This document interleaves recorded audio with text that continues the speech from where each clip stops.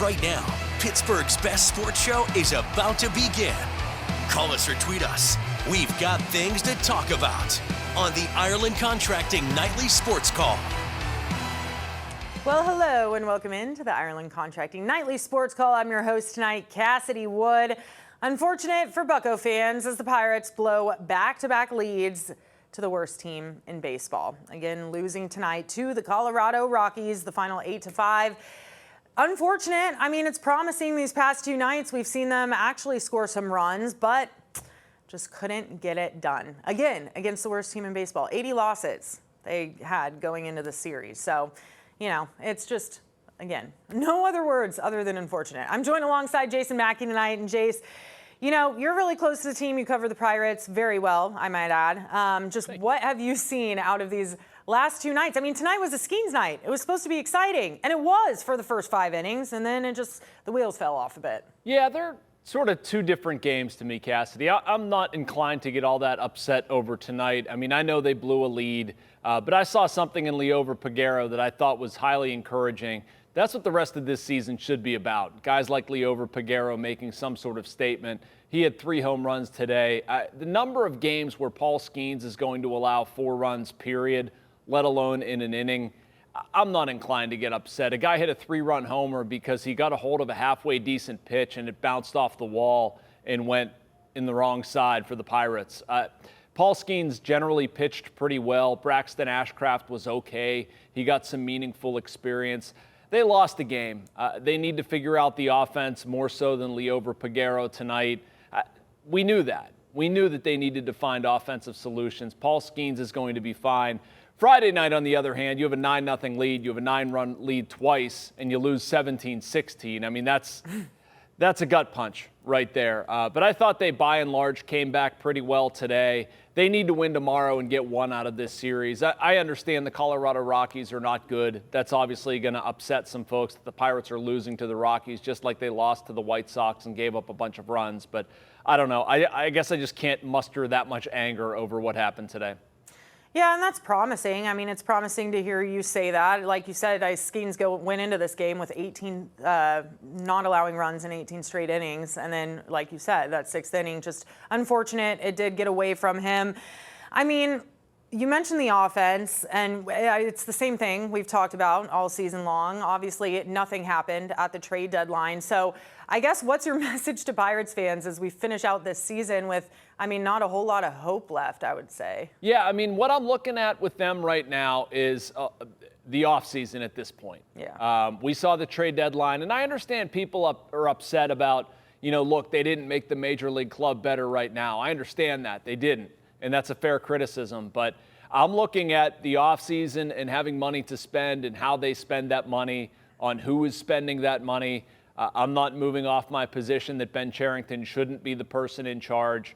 I really hope, think, believe that they're going to go in a different direction there. But the one bright side, I guess, is that they do have an opportunity to retool the team, to do a lot of different things, to go out on the free agent market or via trade or whatever. And if you're going to have a new general manager walking into this job, which again, let's hope, I think that's what they should have, he's going to have an opportunity to craft this team the way he wants to. And it is going to be kind of a unique position for a new GM.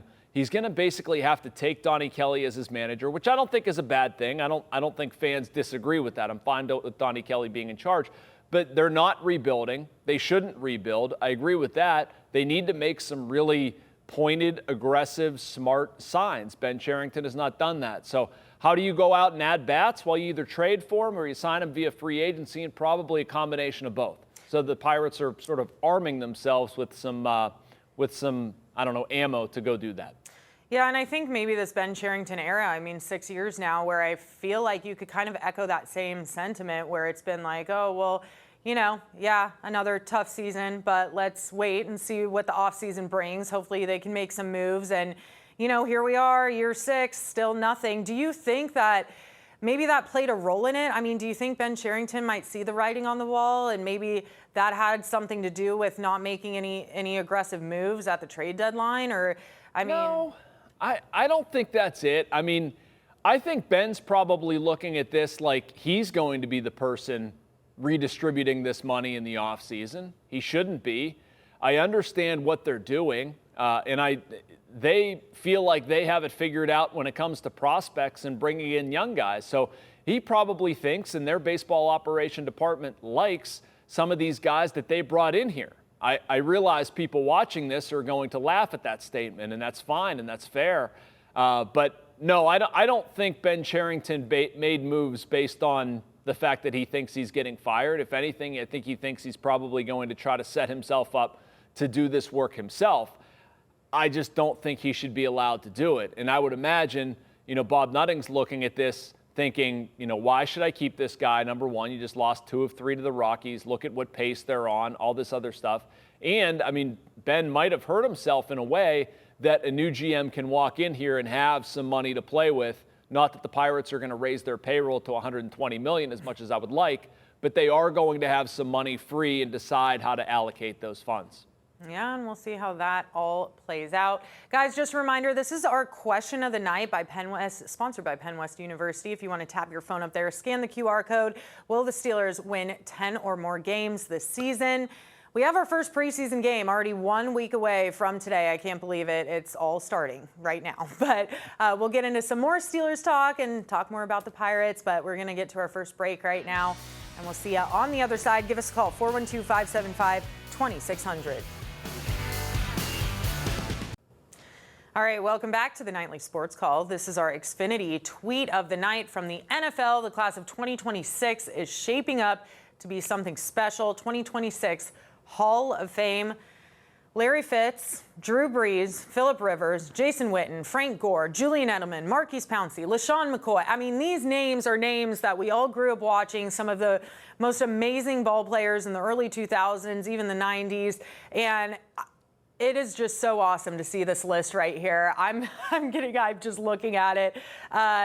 Personally, growing up watching the majority of these guys play, to see them finally get into the Hall of Fame is going to be awesome to see. Larry Fitz, of course, Pittsburgh's own. So, legendary Pitt player, and definitely rooting for those guys. It's so fun to see all of those too, the announcements when they always find a fun way to give them the golden jacket and do all of that. So really exciting to see. My guy Drew Brees, Cassidy. When I was in high school, I became enamored for some reason with Drew Brees when he was at Purdue, and I would watch every Purdue game. I had Drew Brees' jersey.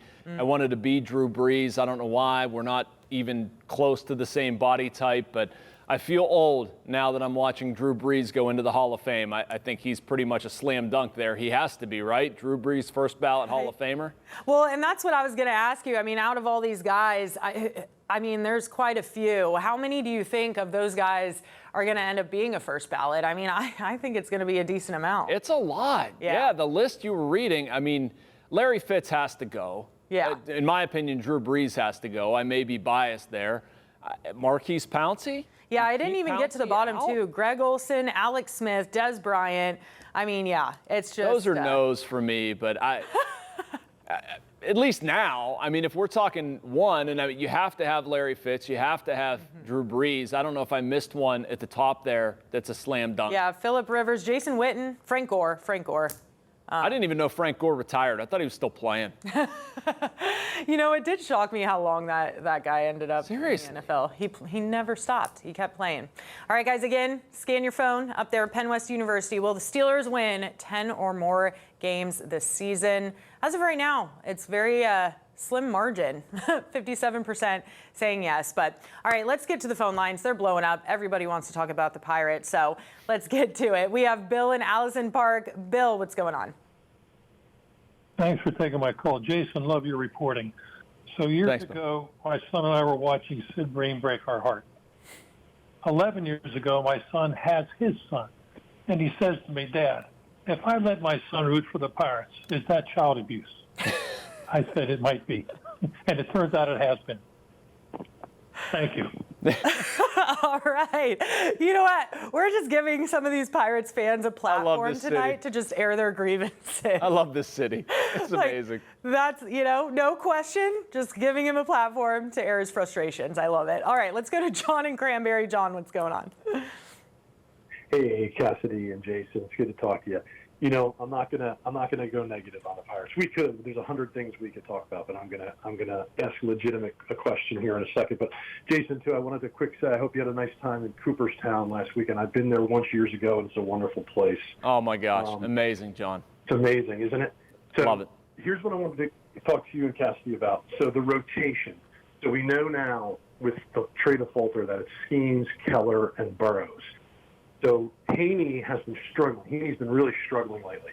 My question to you guys is, do you think finally this homestand coming up we'll see Bubba Chandler called up, or there also is the option of Oviedo, or with Haney struggling, do you see maybe both of them being brought up? What do you both think of that? And thanks for taking my call.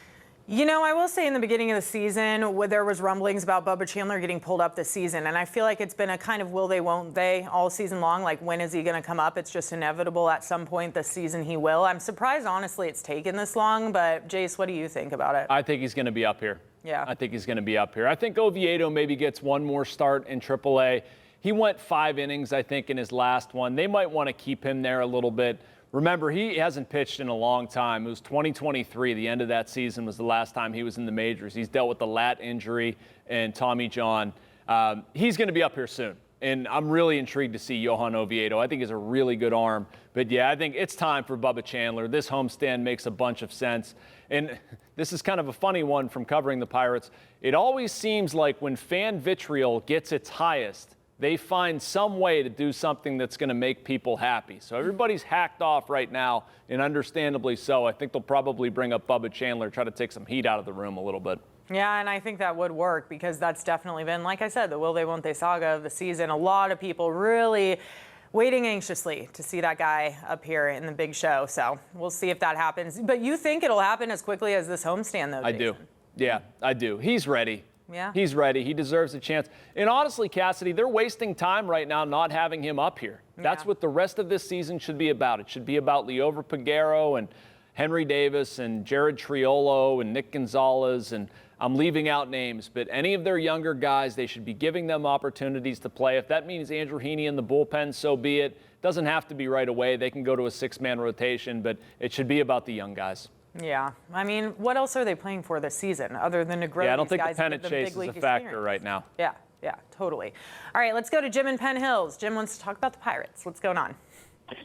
Hey, Cassidy. Hey, Jason. So, Jason, last month I called in. You were on with Richie, and I stated that the Pirates would be swept by not only the White Sox but the Rockies, and you both laughed at me. What hasn't happened yet, Jim? I'm not giving you your flowers yet. Call back tomorrow. I'm kidding. Are you really thinking that they're going to win tomorrow? Well, I mean, Jason opened the show saying, hey, I'm not that mad about tonight's loss. Hopefully they can pull out a win tomorrow. I don't remember that, but if you called sweeps to the White Sox and the Rockies, man, my hat's off to you. Nice work. All right, let's go to Joe in New Kingston. Joe, what's going on? Hey, how's it going, guys? Good, how are you? Good. I was just curious when we're going to bring these younger guys up and give them a chance.